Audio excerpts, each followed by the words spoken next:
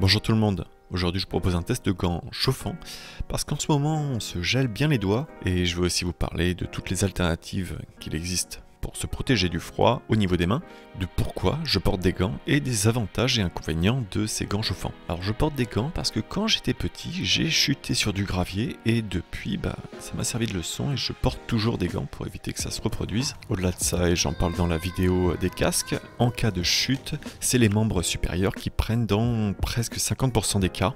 Alors évidemment, c'est juste se râper les mains, c'est pas mortel, mais dans mon cas c'est extrêmement handicapant pour mon métier. Alors porter des gants en vélo c'est pas obligatoire, contrairement à la moto où c'est obligatoire depuis septembre 2016. Mais c'est vrai que j'encourage vivement les personnes qui font du vélo à porter des gants parce que en cas de chute, j'ai aucune peur de mettre les mains bien à plat sur le sol pour absorber les chocs. Et j'avoue que les gants comparés au casque m'ont servi beaucoup plus. Alors on va maintenant faire un tour des différentes solutions qu'il existe face au froid. J'ai fait un petit sondage sur Twitter, comme toujours vous avez su être présent et merci. Donc dans 85% des cas vous avez indiqué porter des gants simples, dans 10% des cas porter autre chose. Alors autre chose ça regroupe porter des sous-gants en dessous des gants simples. Alors c'est une solution que je valide complètement et que j'utilisais pendant mes précédents hivers de vélo taf, car ça laisse un petit espace d'air entre les deux couches et ça fait isolant, ça fait plutôt bien le job. Ensuite, il y a la solution gants de ski, mais la problématique, c'est qu'en cas de chute, ça bousille complètement le gant et il est bon pour changer. Surtout que celui-ci s'abîme un peu plus rapidement sur le guidon à force de frottement, parce que c'est pas vraiment fait pour. Ensuite, il y a la solution gants de moto, qui protègent bien, mais qui sont pas complètement adaptés au vélo. J'en parlerai un petit peu plus tard, justement avec le test du gant. Ensuite, il y a les gants néophrènes. Alors, je suis pas convaincu, encore une fois, en cas de chute, mais je confirme que ça isole bien, surtout en plongée sous-marine. Et il y a les gants 3 doigts. Alors, je n'ai jamais testé. C'est sûrement un bon compromis entre les moufles et les gants de moto. Ça permet de passer les vitesses et d'avoir l'index libre. Ensuite, il y a également les moufles que vous m'avez indiqué porter majoritairement. Alors ça garde bien au chaud, mais pour le passage des vitesses, comme moi avec une cocotte, c'est pas très pratique. C'est bien pour les passages de vitesse VTT où on tourne pour passer les vitesses. Mais si on souhaite les passer sur les côtés et freiner avec un système de frein sur le côté, c'est pas pratique au niveau de l'accroche. Ensuite, il y a également les manchons de guidon que vous utilisez, mais ça ne protège pas en cas de chute. Et enfin, au niveau du choix et pour faire une bonne transition, les gants chauffants. Passons donc au test des gants chauffants. Encore une fois, je vous ai posé la question sur Twitter pour savoir ce que vous trouvez le plus intéressant dans un test de gants chauffants. Alors dans 50% des cas, j'ai eu est-ce utile? Bon après c'est moi qui avais rajouté ce choix. C'est donc une très bonne question et je vais essayer d'y répondre. Parce que si je n'avais pas été contacté par une marque qui m'a offert ces gants, je n'en aurais certainement jamais testé. Parce que comme beaucoup, je me demandais si c'était vraiment utile et mettre 130 € dans des gants juste pour tester ça. Et j'étais pas très chaud. Et donc merci à Joy Tutus qui m'a envoyé ces gants pour que je puisse les tester. C'est une entreprise chinoise qui détient de nombreuses marques comme Icy Zone, qui elle-même produit des gants nommés Duan. C'est ceux que je vais donc tester aujourd'hui. On est donc parti, on va commencer par le tactile. Alors oui c'est tactile, mais ne vous attendez pas non plus à écrire un poème ou à faire de la chirurgie avec. On va dire que c'est juste suffisant pour déverrouiller son portable et lancer Strava, ou activer les fonctions vocales de votre portable. Pour écrire j'ai essayé et c'est pas assez précis, on a vraiment des trop gros doigts. Pour le côté réfléchissant, eh bien il y a des petites bandes sur le côté. Il y en a aussi entre les doigts et sur le dessus de la main, ça permet de se faire voir suffisamment quand on indique une direction. Je les trouve très discrètes parce qu'au début je les avais pas vues et c'est en faisant le test avec la lampe que j'ai pu les voir s'illuminer. Ensuite on passe au confort, et là oui c'est très confortable. Il y a ce petit truc très chiant qui au début me gênait, je pensais même que c'était la batterie mais en fait non, c'est juste une protection.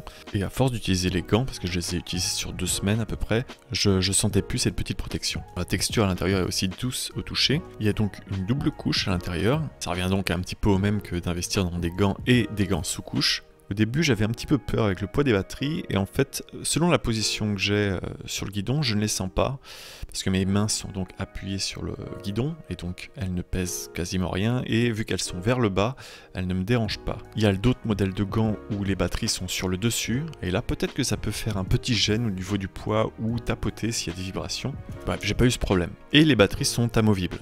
Au niveau de la maniabilité, c'est quand même assez précis, suffisamment en tout cas pour passer les vitesses, freiner sans aucun problème, ça ne me change pas de mon habitude quand je porte des gants moins épais. Juste un petit problème avec la double couche, c'est que je n'arrive plus à déclipser ou reclipser le cache de la GoPro, ni retirer ou remettre les batteries avec les gants.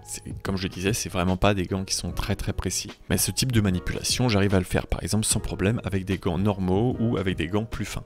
Pour ce qui est d'individualiser les doigts, pointer quelque chose ou par exemple montrer le majeur, il n'y a pas de problème. On passe maintenant à l'autonomie. Alors pour la recharge, il est indiqué 3 heures. Moi j'ai constaté que c'était un petit peu plus long, alors principalement sur le premier cycle, après ça allait, c'était de moins en moins long. Le principal problème que j'ai trouvé, c'est qu'il n'y a pas d'indicateur d'état de charge, ni pendant la charge, ni pendant l'utilisation. Ce qui est assez dérangeant parce que des fois le gant s'arrête en plein milieu d'un trajet et j'ai pas eu d'informations avant. Bon, ça c'est aussi parce que je recharge pas le gant à chaque fois que j'utilise, ce que je vous conseillerais donc de faire pour éviter les mauvaises surprises. Parce que la charge tient environ entre 5 et 8 heures selon le type de mode que vous choisissez. Alors on enchaîne donc sur la chaleur. Il existe plusieurs types de modes. Il existe le mode rouge pour très chaud, le mode bleu pour moyennement chaud et le mode vert pour ok chaud. Alors vu qu'il n'y avait aucun indicateur de chaleur, j'ai préféré le tester moi-même avec mon magnifique thermomètre maison. Quand c'est rouge, c'est à peu près 33 degrés quand il fait 10 degrés dehors. Quand c'est bleu, c'est dans les 28. Et quand c'est vert, c'est plus dans les 25. Sachant que ça conserve bien la chaleur parce que j'ai laissé encore 10 minutes éteint dehors pour voir un petit peu la température et ça restait à 20 à l'intérieur. Donc quand je l'ai testé, rouge, c'est clairement trop chaud. Surtout quand vous êtes à l'intérieur, je vous conseille vraiment de le désactiver parce que c'est vraiment très simple de changer les modes, il y a juste à cliquer dessus et ça change de couleur. Ou bien vous pouvez le désactiver complètement et je vous conseille de le désactiver complètement quand c'est à l'intérieur parce que j'ai pas l'impression que ça teste la chaleur qui est ambiante et ça continue à fournir à peu près tout le temps la même quantité d'énergie. Je sais pas si je suis vraiment clair, mais en gros, quand il fait 10 degrés dehors, ça chauffe à 33, mais quand il fait 20 degrés dedans, eh bien ça chauffe plutôt vers les 38. Pour ce qui est de la rapidité de chauffe, eh bien c'est quasiment instantané et c'est super agréable. Et ce qui est top, c'est que ça chauffe vraiment toute la main, du dos de la main jusqu'au bout des doigts, et ça c'est vraiment top. Surtout que l'endroit le plus exposé, c'est au niveau des phalanges, et donc ça le chauffe aussi. Donc quand je faisais du vélo, on va dire vite, eh bien je ne sentais pas du tout le froid, ce qui d'habitude est vraiment très désagréable les 5-10 premières minutes, où à chaque fois je suis obligé de secouer les mains, et alors quand il pleut, j'en parle même pas, c'est une catastrophe. Et ben là, c'était un plaisir tout le long. Même s'il a plu, j'ai pu le tester, j'ai jamais eu de problème. D'ailleurs au niveau de l'étanchéité, le gant est complètement étanche. À l'intérieur, ça reste bien sec et chaud. Alors au niveau de l'étanchéité, attention quand même, ce n'est pas lavable en machine, donc il faudra bien faire attention quand vous l'utilisez à l'utiliser avec des mains propres. Parce que malheureusement, il n'est pas possible de retirer la doublure qui est à l'intérieur et la laver individuellement. Pour ce qui est de la résistance, eh bien, comme j'en parlais, sur le dessous du gant, il y a plusieurs petites protections. Le gant est aussi coqué et chaque doigt est protégé. Enfin, au niveau des fonctionnalités, il y a un petit rebord sur l'index droit qui permet d'essuyer normalement une visière de casque, mais qui fonctionne aussi avec les lunettes. Il faut avouer que c'est assez pratique. Alors, au niveau de la réglementation, j'ai regardé à quoi correspondent les différents logos qu'il y avait sur la notice qui est d'ailleurs rédigée en partie en français. Et donc, ça indique juste que le gant est aux normes européennes avec des réglementations sur les matériaux utilisés et des réglementations sur le recyclage. Petit bonus, je vous montre comment reconnaître le CE conformité européenne du CE export chinois. Si vous mettez le doigt sur le C et que le E est directement rattaché au C, eh bien c'est que ça vient de Chine et que ça n'est absolument pas en conformité européenne. Ce qui n'est heureusement pas le cas de ce gant qui est bien en conformité européenne. On arrive donc à la fin de ce test et je vais faire une liste des points positifs et négatifs que j'ai retenus sur ce gant. On va commencer par les points négatifs et ces points sont principalement liés à la maniabilité au niveau de la manipulation par exemple de ma GoPro, ou pour écrire un message ou répondre, c'est pas possible, il faut que je retire les gants. Il y a aussi le fait de simplement retirer les gants. Des fois, la doublure vient avec les doigts, donc il faut bien penser à retenir le bout des doigts pour pas que la doublure vienne avec, parce que sinon c'est pas très agréable pour remettre les doigts par la suite. Et surtout le fait de ne pas pouvoir retirer la sous-couche à l'intérieur pour la laver individuellement, je trouve ça vraiment très dommage. Il n'est pas non plus possible de passer le gant en machine, seul le lavage à sec est possible. On passe donc au point positif, qui pour moi est le confort à l'intérieur. C'est vraiment très agréable, aussi bien au niveau de la texture que de la chaleur, parce parce qu'il n'est pas forcément obligé d'utiliser la fonction chaleur. Le fait qu'il y ait des protections tout autour du gant en cas de chute et en cas de potentiellement rétroviseur est très bien, et c'est vrai que j'aurais pas forcément pris un gant sans ça. Et pour moi qui ai des doigts qui ont du mal à se réchauffer, j'avoue que c'est quand même un énorme plus par rapport à des gants normaux. Parce que j'avoue que j'ai testé un trajet même de 10 km sans ces gants-là quelques jours avant avec de la pluie, et j'étais sur limite de la souffrance, où vraiment c'était très très désagréable.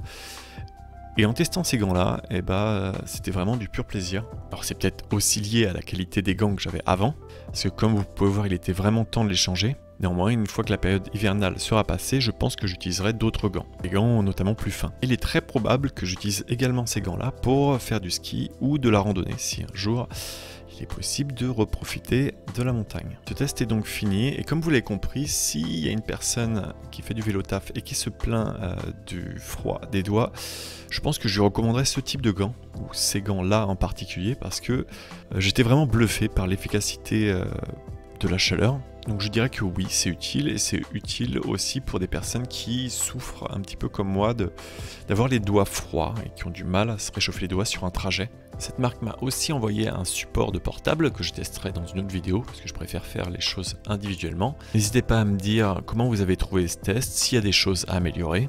Je tiens à remercier les tipeurs Charlie Tango et Makaka. Grâce à eux et tous les autres, je vais avoir plus de temps pour vous proposer des vidéos un petit peu plus travaillées sur le code du cycliste notamment, et sur comment faire un aménagement cyclable. Je vous dis donc à bientôt pour de nouvelles vidéos, et bonne route.